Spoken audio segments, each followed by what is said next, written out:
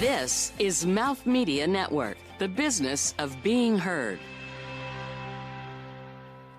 Weird facts. Cotton candy was invented by a dentist.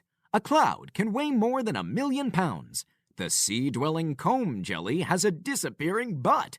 And funny people talking is still here, folks. What a wacky world. This is Funny People Talking.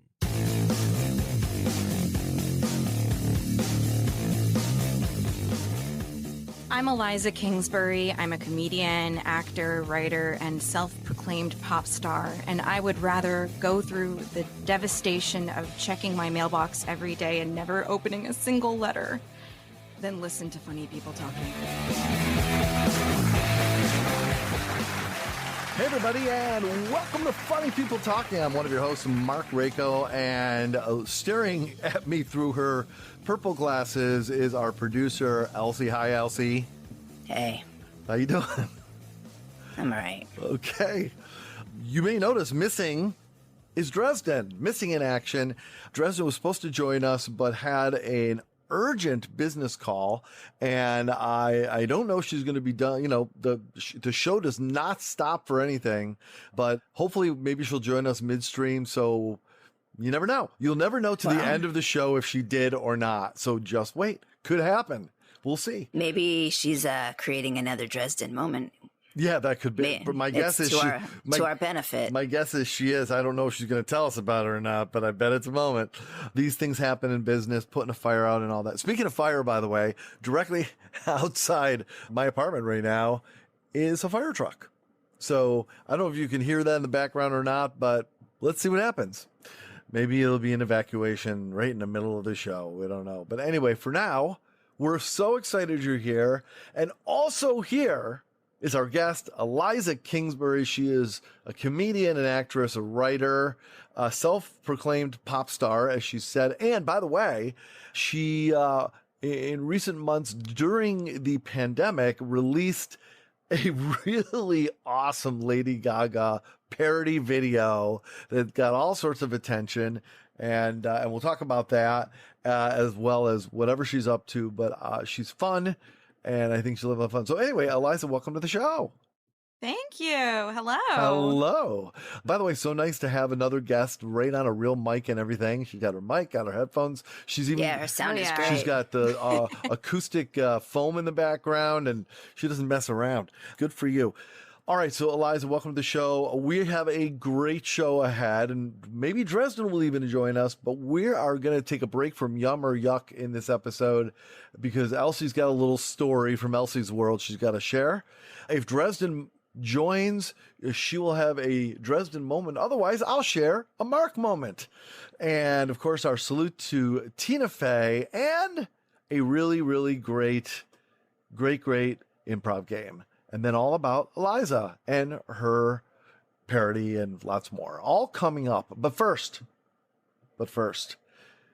you are in my target sights right now, Elsie, because Dresden's not here. And I actually have a question for you. Yeah.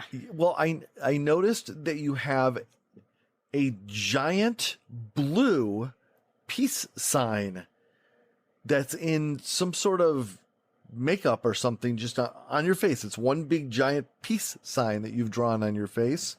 And I was just sort of curious. I'm very surprised you drew anything on your face. You don't look like a face drawer to me. So I just wanted to get an idea of what the hell. Yeah, well, before I came on today, my next door neighbor knocked on my door and was in a frantic kind of, I don't know what you call it. But anyway, she had to go out and she said, please, for the love of God, I'll do anything, watch my kids. And I was like, but I don't do things like that. I don't. Uh-huh. And she's like, no, I'm telling you, I'll do anything. And I was like, you won't, because I'm going to ask you for $1 million and you're not going to do it. So, but you know, I had a moment of fine. So I was like, fine, I'll watch your kids, but I'm going to your house. You're not bringing them to my house. So I went next door and I was in there, and they have been doing all kinds of Halloween prep. So I became the victim of their makeup session. So it was not the usual ghost or goblin. They went with a peace sign. Well, that's all that's in the news. So, kids, they mimic stuff that they see. So They don't know what it means. They just see the symbol. They see it's a symbol. They know it's important because they're seeing it everywhere. It's like a superhero symbol. So, yeah. And I didn't have time. Their mom got home a little late. So I rushed for the recording and I didn't have time to take off the makeup. And so hence, that's what I look like. Well, I like it. It's a new look for you. And I think you should put it in your repertoire. Well, we're going to go with the glass half full and say it could have been worse. That's right. That's true. That's right. All right. Well, let's get started with the show. Why don't you tell me to start the show, Elsie? Start the show, Mark. Fair enough.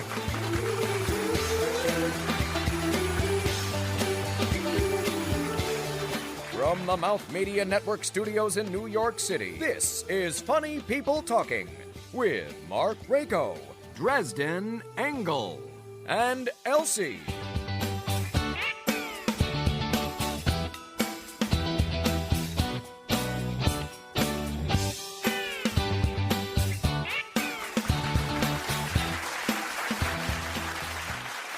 Hey, everybody, and welcome back. And guess what? Dresden has joined us. Lucky us. Dres, you okay? Do you need a moment? You need a... No. You good? I'm good. Okay. I'm here now. I'm with the funny people. Life is good. So, life is good. So, of course, we're here with Elsie. And say hi to Eliza Kingsbury. Hello, Eliza Kingsbury. Am I the only actor friend of yours who just has to put an accent on it?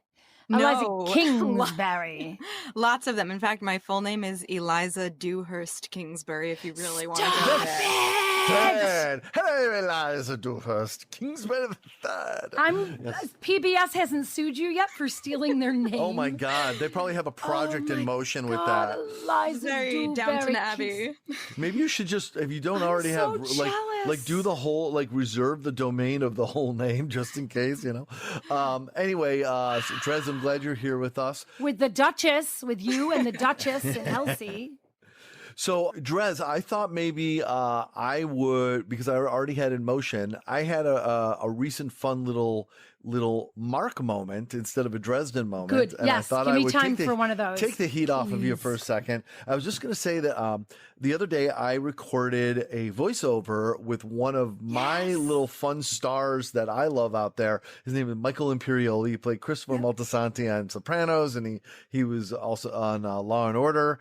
So I just had an opportunity. My company, Mouth Media Network, that produces this show, is doing a really amazing collaboration with a not-for-profit art organization in New York called Art on the Ave. And they're basically putting artwork that's been curated from about 300 submissions. So there's around 27 artists in empty storefronts along Columbus Avenue on the Upper West Side. And we are putting what we call story dots, which are scannable QR symbols, and you scan it and then you hear a story from that artist about their piece of art. So it really makes it interactive. Well, who is doing the narration on this, on like the introduction to the whole thing, but Michael Imperioli of Sopranos and Law and Order fame. And I got to do the voiceover recording session. So I felt like a little girl, 7-year-old girl on Christmas morning. Let me tell you, just I don't know what that means, by the way. I don't know why I picked a girl, a 7-year-old boy. I'll just say a 7-year-old boy on Christmas morning. And how about this? You'll shoot your eye out. I did. I almost did. So, but Michael, as I call him, I did start out, by the way, hello, Mr. Imperioli. And then it just felt too formal. Long story short, nothing cataclysmic happened, but it was really interesting because, although this sounds sad, we both know somebody that starred in his film that happens to be the husband of a woman I used to work for. And we ended up talking about his passing and how nice a man he was and stuff like that. And then I asked him, after we finished the voiceover session, which went very well, I asked him if it was okay for me to take a screen grab. And then if I could, assuming I could I post it on social media? And he said, yes, you can. He said, and by the way, I really appreciate you asking. Yeah. And that was it. And we ended on a nice note. And the whole thing lasted about probably 9 minutes from beginning to end. But, I'm not usually starstruck, to be honest with you. But it was really weird. I'm talking to him. I can see his home from the inside. I assume it's his home. By the way, his home looked like... like if you could think of like some some like from The Sopranos. Yeah, Is like some like it looked like the like the entrance way to the dining room looked like it had gold gilding around the edge of it, and it just looked like there was some nice paintings up and so forth. All method. It's all method. It looked exactly like I would have thought his character would live in. But anyway, he was the nicest man, and we ended on that note. But I thought it was so interesting that he was so appreciative that I asked him. Because, yeah, I mean, anytime you've posted my nudes on the Funny People Talking, you always ask, and that's really kind. After the first one, you gave me a lot of what for. I'm not going to not ask again. My husband was a little miffed, but you guys worked it out. We did. If I had known he wanted one of his posted too, he just didn't want to be outgunned. Fair enough. And because you know my husband, there's so much truth to that. I know you'll also play this moment for him when this goes out, and you'll be like, Paul, we talked about you. Right now, Eliza's like, oh dear God, what are they going to ask me for? I think Eliza's going, I'm not really sure why I'm needed on the show at this point, but but anyway, so that was my little Mark moment. So, Mark. Thank you. Yeah, what's up? So he was a real good fella then. Oh, nice. He was a very nice. You're very good, Elsie. Speaking of Elsie, we're not going to do Yum or Yuck this time, Dresden, because Elsie has a little story she thought we'd share. So it's time for an episode of Elsie's World. Nice. Yeah, I don't really have a world, but So if there was a movie about you and there was a trailer, it would not start out in a world. It would just be like. Do you have like a neighborhood block? Can we give you something? Yeah. Okay. She's bacon, she's cantankerous, and her cat's an adjustment. She's the producer. It's Elsie. So yeah, we're not doing the Yum or Yuck because it's like I don't get to share, and that's not so fun. So I'm going to give that a break. Just me eating and you guys watching and listening. It's like, yeah. So my story is about pre-COVID when I used to ride a subway, but it also kind of ties into the whole COVID thing because you wouldn't want to, well, you don't want to do what I saw, whether there's COVID or not. So there was a mom and two kids. One was a baby and one was I don't know, 3 or 4 years old, something. And she had all of her attention on the baby, and the 3 or 4 year old was sitting, they were in one of those 2-seaters where it's next to the door. There's the bar that you hold on to. And so while she was not paying attention to the toddler, he was licking the subway pole. So I kept trying to get her attention, and but you were gagging. I couldn't get her attention. And so finally someone tapped her, and she spoke Spanish only. So I pulled out my best Spanish and I said, es sucio, which I was trying to be like, is dirty or is garbage or something. And then she went, huh? And looked at her kid and she's like, oh, Dios mío. So yeah. So you looked at a strange woman and you said garbage and dirty. Like and you the subway pole, not the subway pole, not her kid. No, I know, but were you pointing at something when you said? Well, the subway pole, the kid licking the dirty subway pole. Oh my God! So I wonder, is there a clean subway pole? By the way, I think that she was a little, stunned. Took her a second to digest it. So, oh my God, I'm sure, and her son too. Bada bing. Oh, so yeah, so not a good, oh my God, not a good thing to be doing. I will tell you, as a child, at any time. Yeah, Elsie, I have to tell you honestly, as a child, at any point in my life, I can't think of a single time I ever thought, "Hey, I'll go lick that." Like that's just never occurred to me, even as a child. But there's those kids that lick poles when they're frozen and get their tongue stuck. Oh, well, that's different. Triple dog dare ya. That's right. Hey, we've said 2 things now. Shoot your eye out, triple dog dare. There's a theme. And there was and then the other thing is, how babies like mirrors because they're cool and they're smooth and they put them when they're teething or they put them on their face or whatever. So I guess a pole is a cool, smooth, like metallic popsicle. I don't know.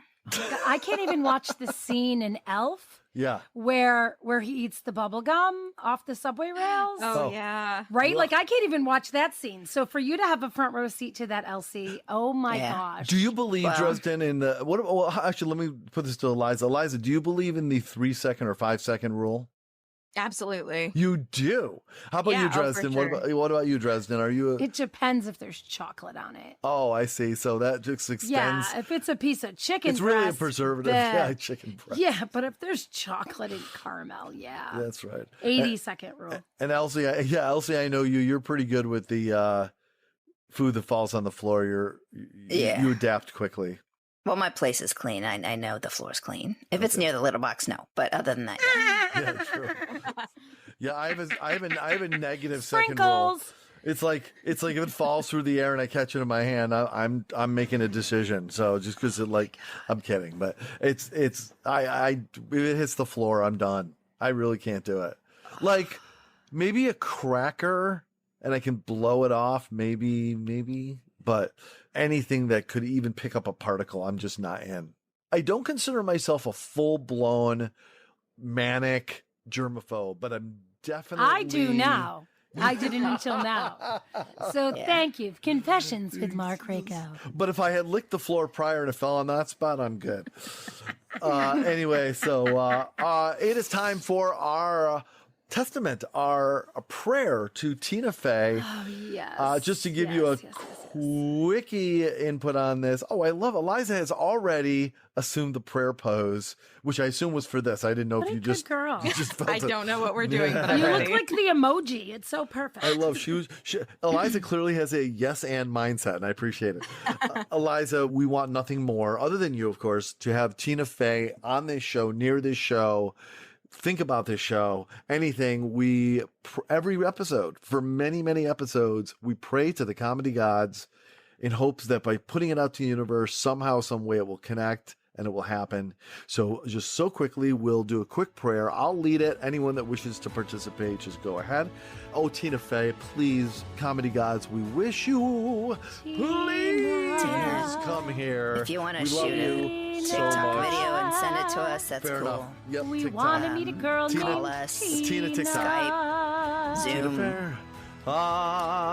In person's cool once COVID's over. And scene. Thank you. All right. Well, we're going to take a quick break. When we come back, an improv game right after this.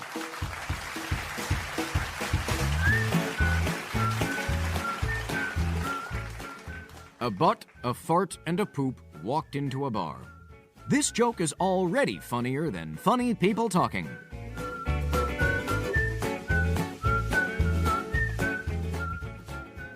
As an American, there is no greater privilege and responsibility than choosing who will represent you and your family to determine the course of history, your lives, the economy, your health, your safety. On November 3rd, please choose to vote. To vote early, or if you need an absentee or mail-in ballot, please visit vote.org. Your future self thanks you.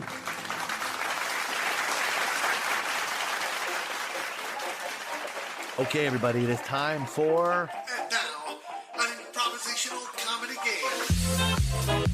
Yes, an improv game, and we're going to play a fun improv game. It's one of our favorite... As opposed to a very unfun, hurtful, depressing improv game. Does have happened. I was just playing off your word fun, Tommy. Well, that's always possible when we play a brand new one. No, tried and true. It's happened. But I thought it might be a fun time to revisit a goodie, which is musical argument. We love this game, and basically how it goes, Eliza, is we're given a suggestion or in a relationship. So we'll give a relationship, and then the two people playing are having an argument. The only thing is they must sing every part of the argument. So Can I just help explain it by telling her like a cool thing I got to do on the show? Absolutely. So Oh, yeah. I was paired with George Washington of Hamilton. That would be the amazingly talented Tamar Green. And Elsie made me be the teacher. And Tamar was in the 3rd grade and I wouldn't let him eat his lunch. And Mark gave us the genre of 80s rock power ballad. Oh, that's right. We had a ball. I listened to it again recently. I laughed myself silly. And now I can put on my resume that I have sung with a Hamilton star and scene.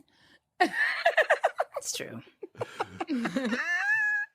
So we're going to do this one a little different than that, just to mix it up since we just did the one with Tamar. I mean, it was very successful and I love that format, but just in the interest of not just doing the exact same game, just like 3 shows ago, we're going to do musical argument. Just like I said, we'll suggest a relationship, but the key is that you have to work a phrase into the argument as often as you can. So it's a challenge. Okay. You have to sing and you have to stay there with the relationship and you have to work the phrase in. So since I made this suggestion, I'll be happy to be one of the people that goes first to test drive this. I've never done this before. I'm going to do it with Dresden, and maybe Elsie and Eliza can do it together with the second argument. Fair enough? Mm-hmm. So Eliza, if you could suggest a relationship for Dresden and I, any relationship in the world is fine. But what's the main twist from the previous one? You have to use a phrase that's suggested and integrate it as often as possible. Wow, mamas. Okay, thanks. Yeah, hard, right? So, yeah, while singing. Okay. Oh boy. Okay. All right. So relationship, a bus driver and a commuter. Oh, can't remember the last time I took a bus, honestly, but that sounds good. Okay. And by that, I don't mean that pretentiously. I just can't remember the last time I took one. I don't know. All right. So bus driver and a commuter. Sounds good. And Elsie, the phrase. The phrase, no, you cannot pay with toenail clippings. Oh my God. And do we both have to say it, Mark? I think that's only fair. Yeah. Okay. May I come on? May I come on? May I come on the bus, please? I'll open the door for you 'cause I have to. It's my job.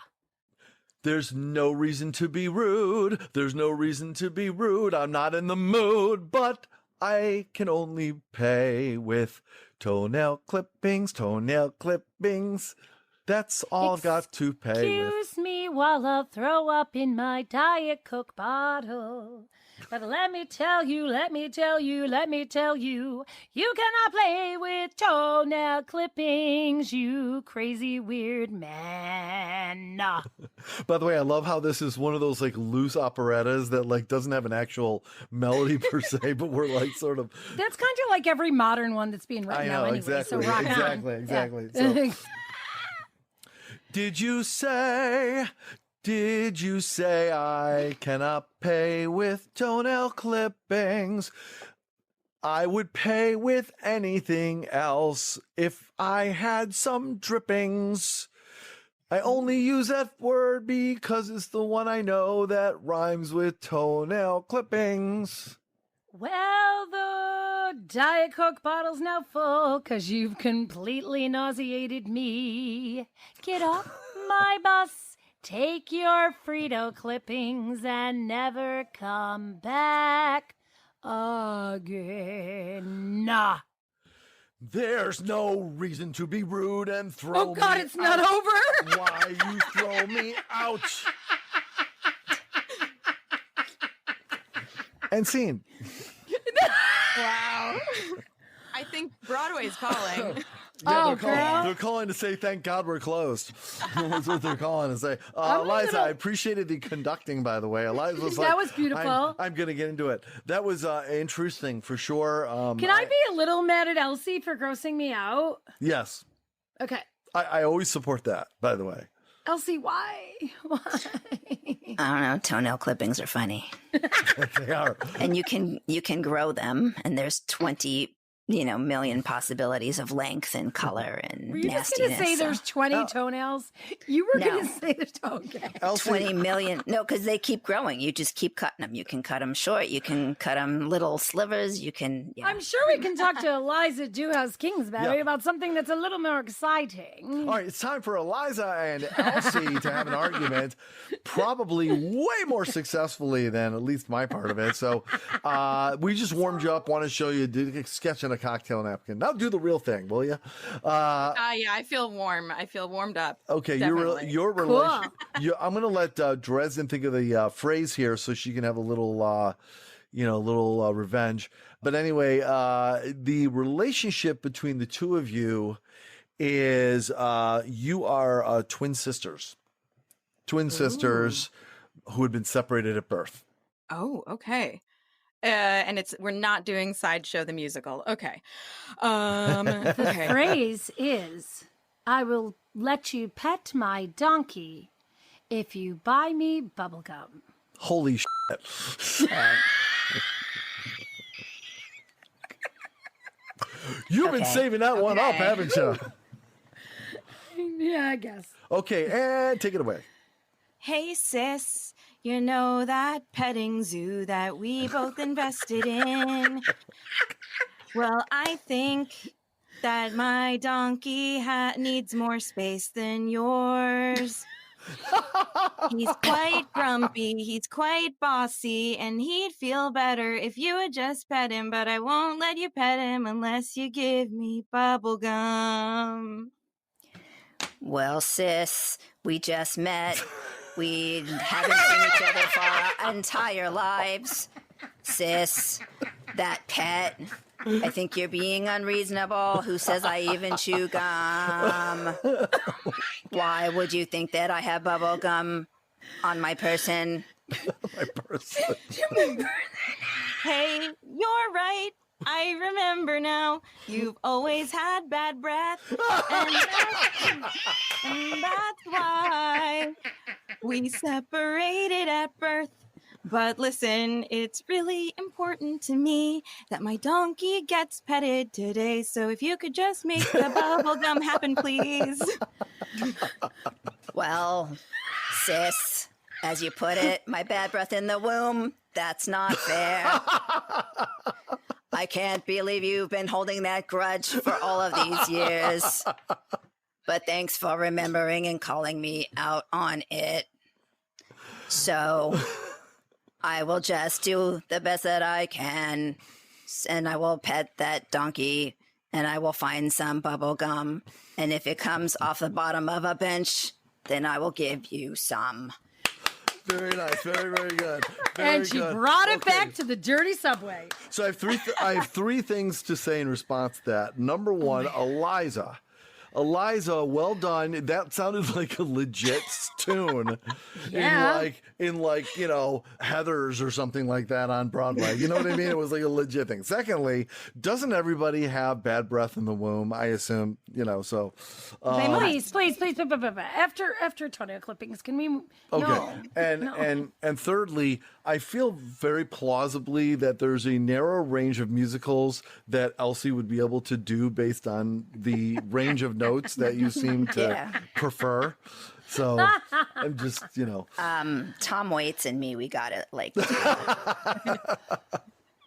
All right. Well, that was excellent. Well done. Both Yeah, Mark, of can we you. just cut Lots of ours fun. out in the edit? I know. There's no reason. So I'm glad ours was first, though, because otherwise, if we were following that, I'd be embarrassed. So we are just cruising along on this episode. We are all the way up to our interview with Eliza right after this.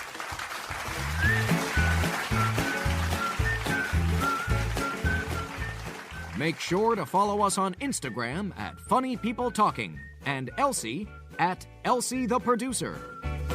And please, for the love of all that is holy, subscribe to the show and leave us a damn review and a really, really good rating on iTunes. Pretty please? Thank you.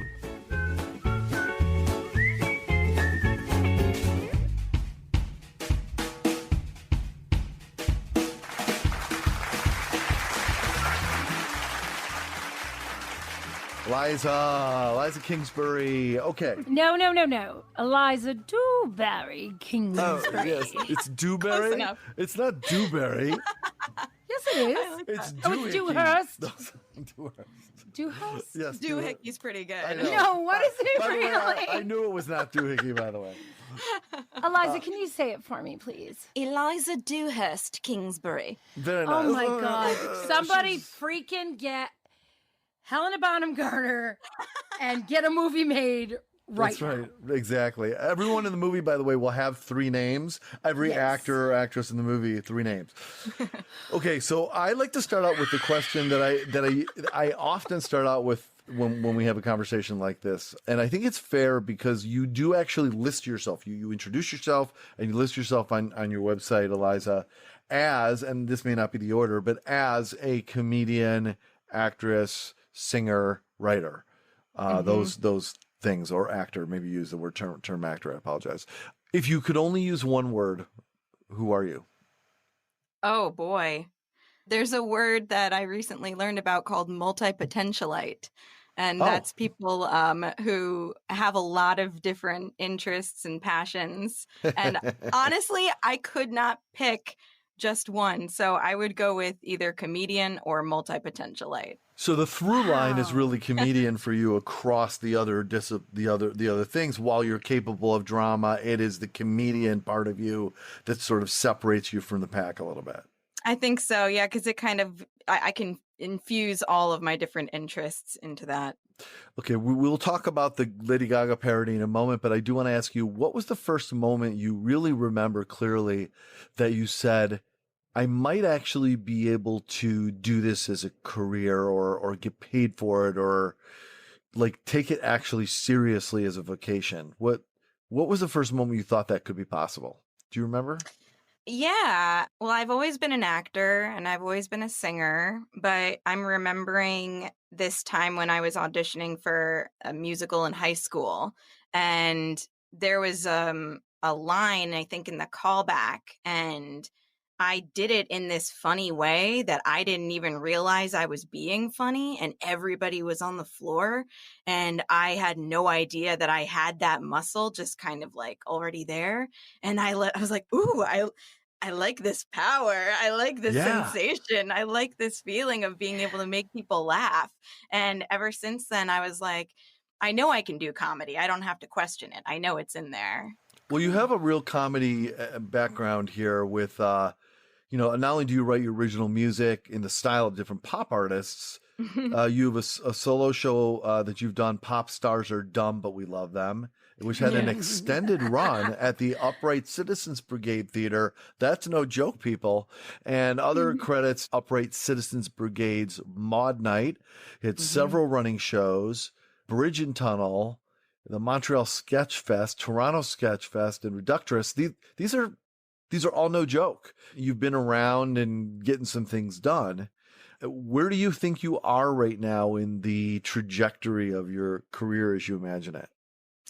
Well, of course, everything's tough right now because of COVID. Every project, everything that most artists had planned are now on hold.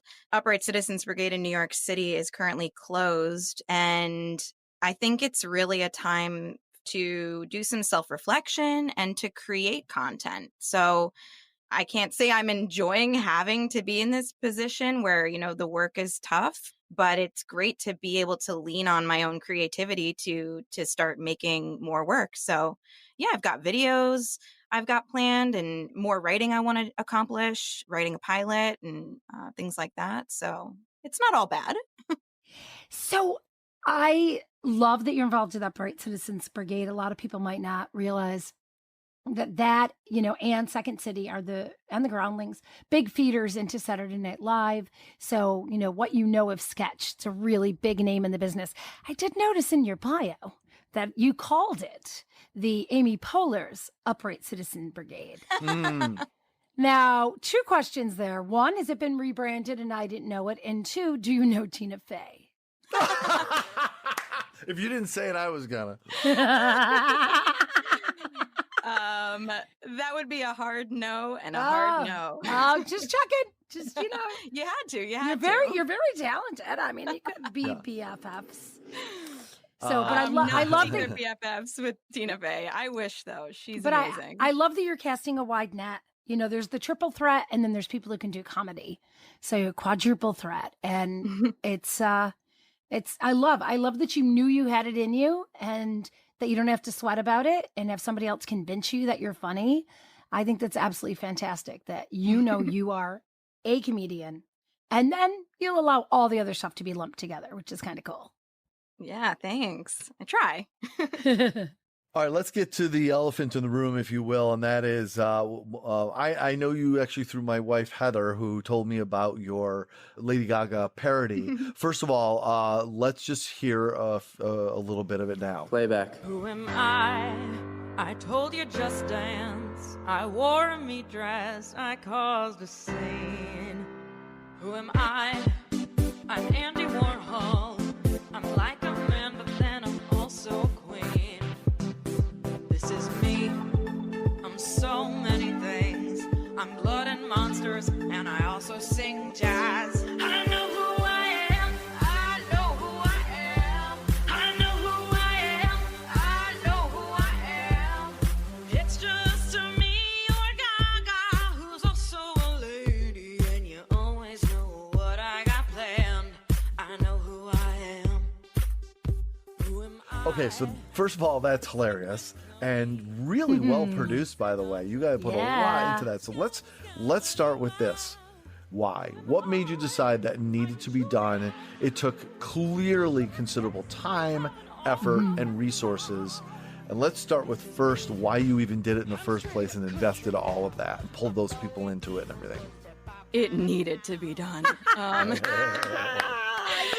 Someone had to say it. No, I have always loved pop music, and I've always loved pop stars. I wanted to be a pop star when I was a kid. I've been obsessed with Lady Gaga forever, so I never do a parody or an impression unless it's somebody that like means something to me or has inspired me.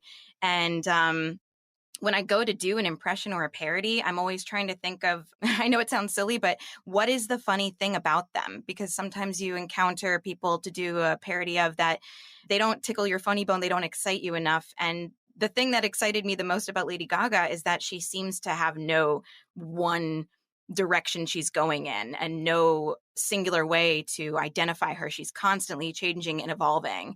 And in a way, I think that's special and it's unique and it kind of encapsulates who she is.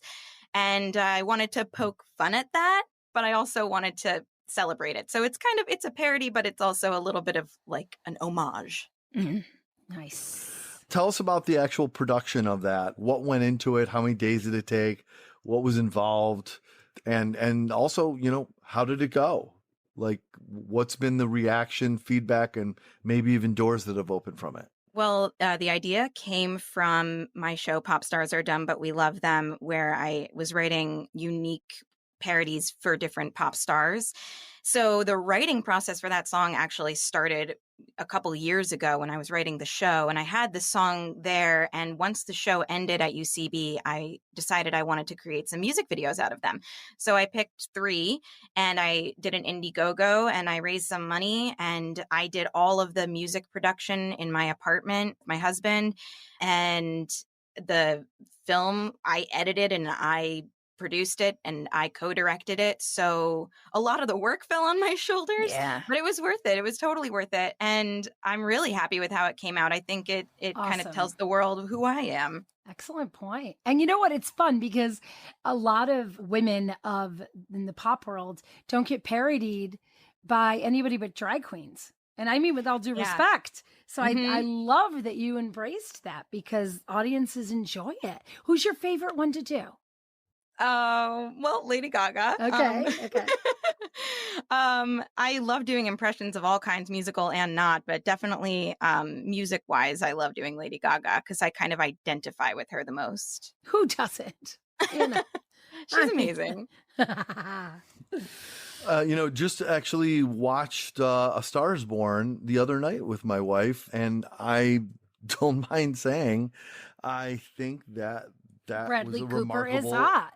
Yes, he is. Number one. Mark, I agree. Yeah. Snack cake. And I thought she was amazing in it, honestly. I really did. I thought she's she great. Crushed it, especially for her first big film. Who else inspires you out there that you say, gosh, if I could do something like this person, or if I could, Tina Fey and Amy Poehler, obviously, but but in all seriousness, who do you have your eye on that you say, this is who I would exactly like to have the career of, except my version of it? My first reaction was Christopher Guest. His Woo! style. His style, yeah. Oh, the mockumentary style and so forth. Yeah, exactly. I was super influenced by his style of making mockumentaries where it's a world that could exist in our universe, but it's a little different. Yeah. And I like making the audience kind of question whether is this parody or is this not. Oh, boy. And he's so musically inclined. He's such an amazing actor. He's a writer. He does everything. So that's You're probably the one. cerebral. I No, love that. seriously, that's cerebral humor. That's fantastic. Not that, seriously, anybody who's quick-witted, you know they're highly intelligent. It's a given. It just really, really is. But you, my friend, that is cerebral, and I am digging it. I'm digging it too. I'm digging it too. And by the way, I'm digging it too. I have to say to you, Eliza, that if you end up really sort of designing a project and you're ready to undertake that, even if it's a short film, and you say, I have this idea, it's a good idea, I'm going to do a mockumentary, talk to me. Okay. I'm very good at doing mockumentary stuff, and I have been dying to do another project. Oh, and great. I really would love to work on something like that. So let's put our brains together and see what we can do. I love it. Did everyone just hear the sizzle of the synergy coming out of Funny People Talking? Wow. Can you imagine? Yeah. Ooh, good voice. Do it louder. That was good. A little Foley for you. Yeah, do some more. Do some louder. That was good. Nice job. What was it? It's not multi-instrumentalist. What's that other word? ASMR? Multipotentialite. She does Foley too. Yes, I love that. Yeah. I don't She know does if I both. like potentialite because I think you've arrived on many of these things. So I think Yeah, you're a maybe. multi throw the mic down-ite.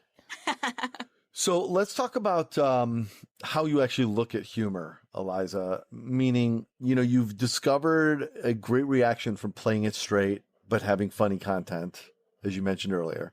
Mm-hmm. You found the value of parody, finding, sort of the hole in someone's armor, the kink in their armor, and making that wider. You've done very silly stuff. And you've done some straight old acting stuff. Have you had any opportunity to do some real straight old drama? Oh, it's been so long, and the actor in me, the Shakespeare freak in me, is like ready to do some drama at any time. I Yeah. won't say no to any project. Yeah.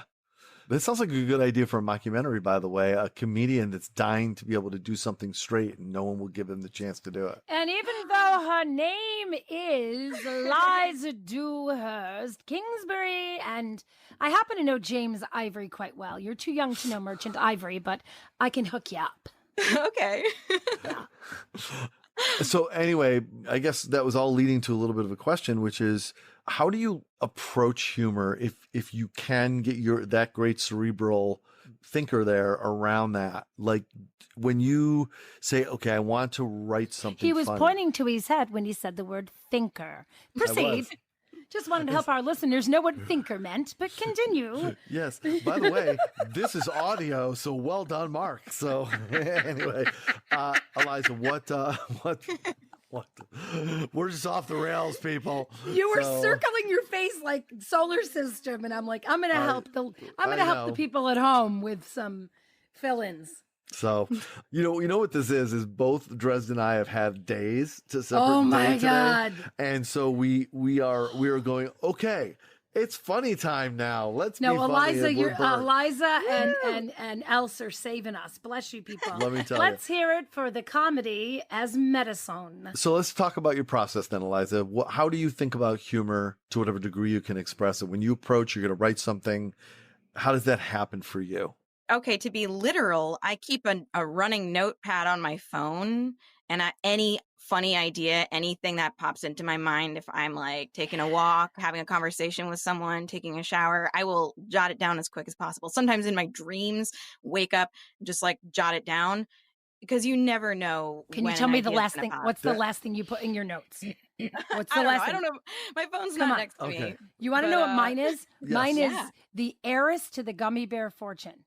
Someone told me that their friend was dating the heiress to the gummy bear fortune. I'm like, I have to do something with that. I don't know what it is. This So might just be it right here, random, but yeah, just random like that, right? that Yeah, I it comes love. like lightning.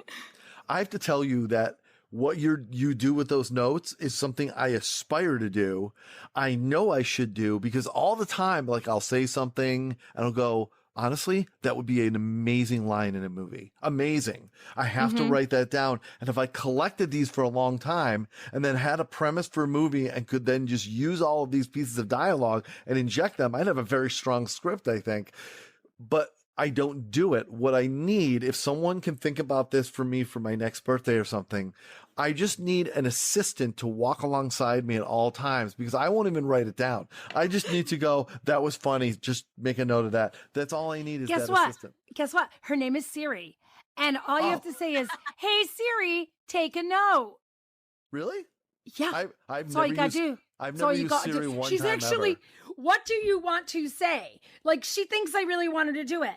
Can you please teach Mark Rako how to use a smartphone? Thanks, Siri.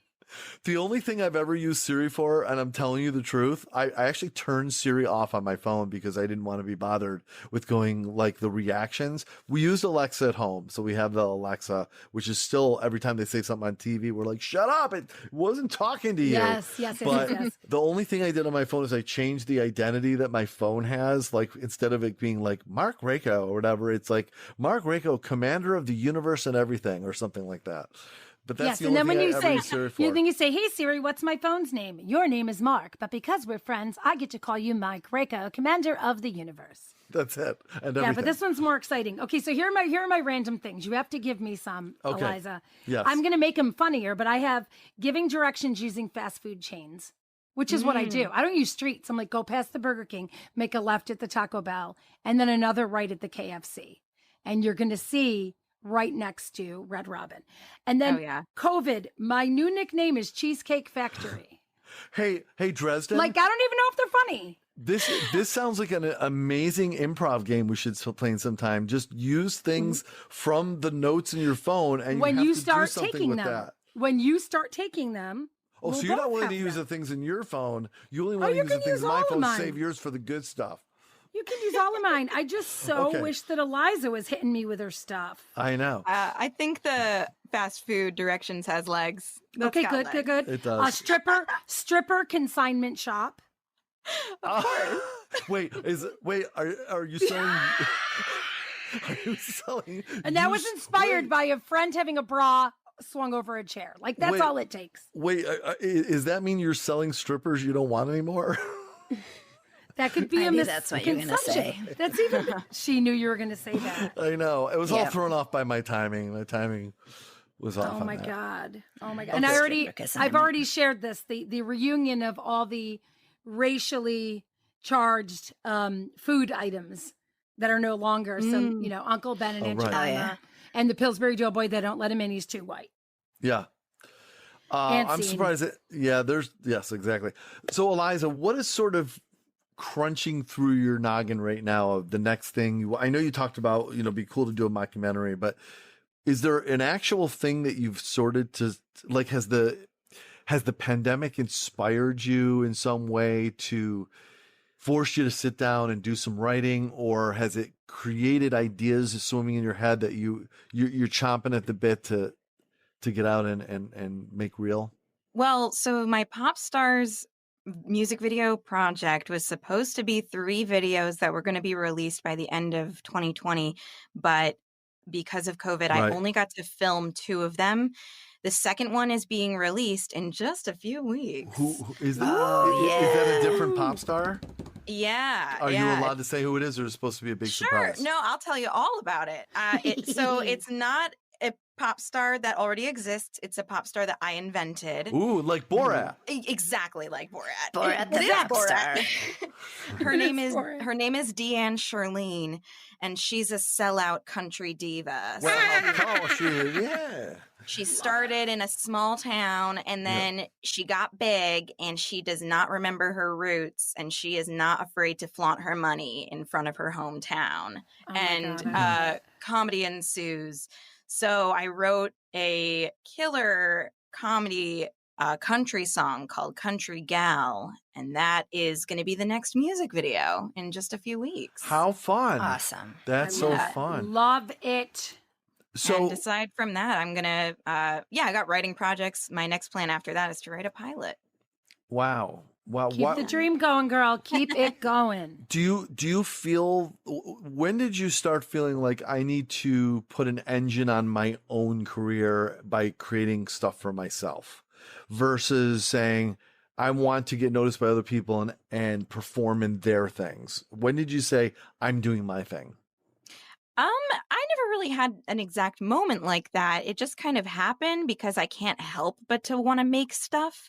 It's just part of me. I'm happy to audition for anything and take any project that comes my way, but I have like an itch to make stuff happen. So I've always been involved in projects and I've always got the wheels turning.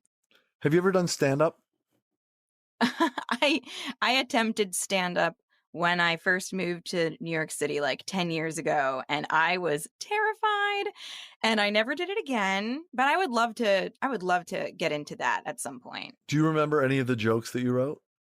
No. I was just curious if I threw that piece of paper away a long time ago. Did it not go Oh my well? God, another one with the paper. Use your phone. I'm just kidding. Just kidding. It didn't go terribly. I was just terrified. I have so much respect for stand-up comedians. I think what they do is pretty much the bravest form of performance you can do. You're putting yourself, you're being vulnerable, you're putting yourself out there, you're relying on your own performance and your own writing to make other people laugh in a setting where you can't help but to fail before you get good. I don't know how they do it. I really, really don't. Yeah. It's amazing. I'm not doing it. Fair enough. Good for them. I'll take a pass.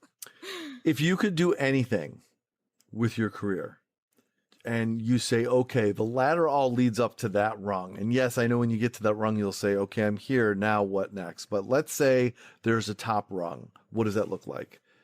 And do you think you can do it?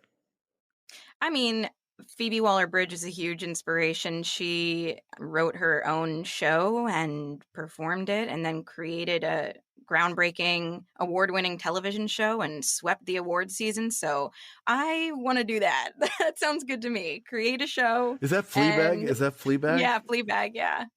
Yeah. So anything like that sounds great. That was a great show. I'm so sad. I completely understand, but I'm so sad that it ended when it did. It felt like it was just getting it stride. And I know. And but good for her for saying, no, I'm good. Yeah. I'm done. I'm full. So that's really cool. So carving out your own universe in a way and your own memorable character is really cool. Do you know who? You don't have to say it, but do you know who that character is? Not necessarily. The pilot that I want to write, the show that I want to write is in the back of my mind, but I don't know. I'll go where the wind takes me. Well, the reason I asked the question is one of the things. So I came to New York as an actor. Like that's what actually brought me to New York was continuing on what seemed to be something that was happening. And what I kept getting is that the casting directors were thinking of me differently than I thought of myself as an actor, who I thought I would be cast in. And so I had to make a decision. Do I want to keep trying to go with where my gut is? Or do I realize that I may be wrong about that in terms of being hired by other people? And so if you know who you are and you're going to build things around that, and if they're successful, they're successful. If they're not, they're not. But you're following the art of it. Then, because would you say that between the actor that may never make money but does black box theater and is creatively fulfilled, and the actor that says, this is purely a business, I just want to make as much money as I can and be as big as I can, even if it's not fulfilling, would you say you're more on the black box end of that scale? Gosh, it's just such a hard balance. It seems impossible, but I think as long as the creativity is there, you can keep going. Yeah. I guess I would fall into the category of just keep making stuff and hope for the best and just have faith that maybe it'll work out, because you can't survive without the creativity. You really can't. Well, you're doing something that's so different than a lot of performers out there, and that's that you have an entrepreneurial spirit, it seems.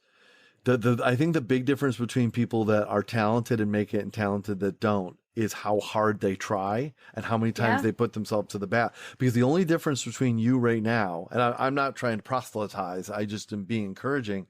The only difference between you and those people, because I think you got talent. I mean, who cares what I think, but I think you have talent and you're trying hard and you're being creative and you want to grow and, you know, and all those things. You've got good improv chops and all those things. But she also has business sense. And that's the thing, is you're thinking like a business person by creating those opportunities for yourself. The people that fail, I see these people come to New York all the time and they are crazy talented and so unique. And I say that person absolutely positively should be a star. And it's not that they made a decision and said, but I want a family, or I married this person, and they make a choice. It's simply they ran out of gas and got tired of trying and never really were a business person. They wanted to show up and be discovered. Here's my talent, everybody. And that person's not thinking like a business person. And every once in a while that happens, but usually it doesn't. And what happens is there's a lot of stars out there who 3 seconds before they got that phone call, they were just you. Yeah. Not just you, but they were you. Yeah. And then one of the things they did caught someone's attention. 3 seconds later, you get the phone call and everything changes and now they're them. Yeah. And you never know. Just keep stepping up, you know?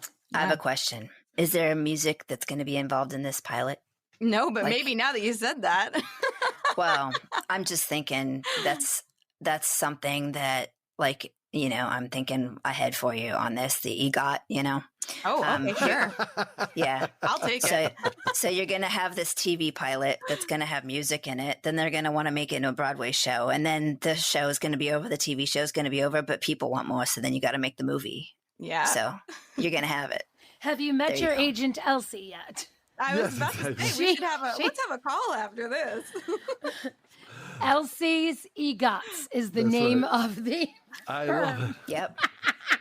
Because you can.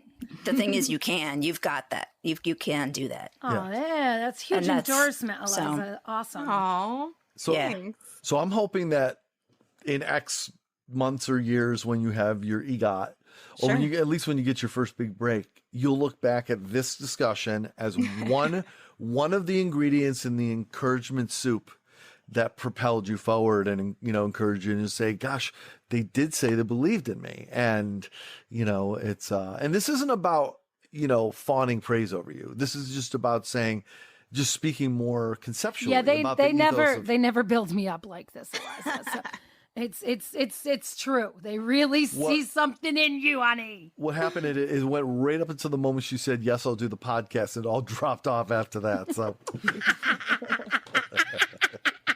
so right up until then. Anyway, last question, at least for me, is if you could work with anybody that exists now in film, television, or stage, and somehow there could be a project that you got to work with them in any capacity, put it out to the universe. Okay. Not Tina Fey, she's mine. No. Okay, you can have Tina Fey. Oh boy. I mean, yeah, of course I would love to work with Christopher Guest. If he's still making things, and I would certainly hope that he is. And Lady Gaga. There you go. Hey, there you go. I just looked at my crystal ball and they said Christopher Guest's career has just been incredibly re-energized by a new talent on the scene by the name of Eliza. That's right. All right. Eliza, how can people find your, your social media, your website, your parodies, and look out for the next one? Yeah, they can go to my website, elizakingsbury.com. They can find me at E for Eliza, DEW for Dewhurst, and LITTLE for Eliza Doolittle. E Doolittle at, and that's Instagram, right? Oh, at E Doolittle. Yes, that's it. Okay. That's so fun. We got there. We got there. Well, that seems easy to find. Well, Eliza Kingsbury, I have to tell you. Oh, I'm sorry. I'll leave it to you, Dresden. The full treatment with the name. Eliza Dewhurst Kingsbury. Thank you.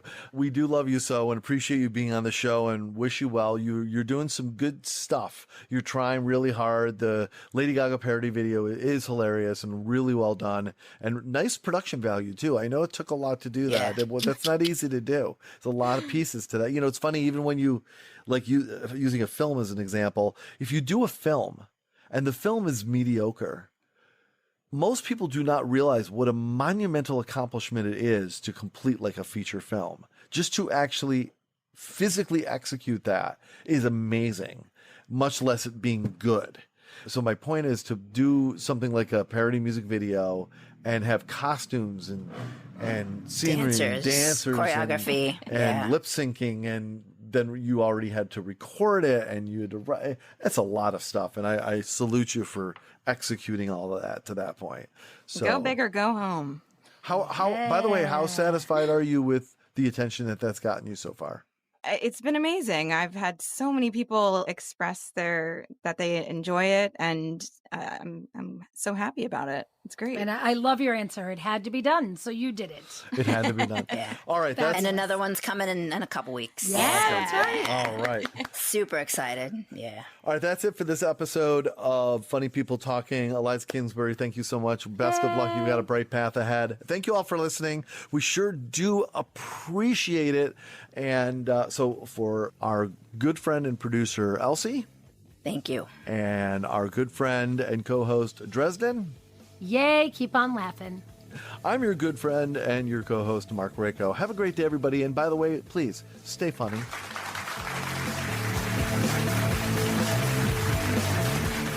That's it? That's the end of the show? Boy, oh boy, what a crock.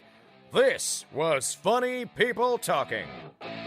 No portion of the content may be reproduced or published without the strict written permission of the producers. Connect with our show at Funny People Talking or at our website, funnypeopletalking.com. I'm your announcer, Peter Coleman. Thanks for listening.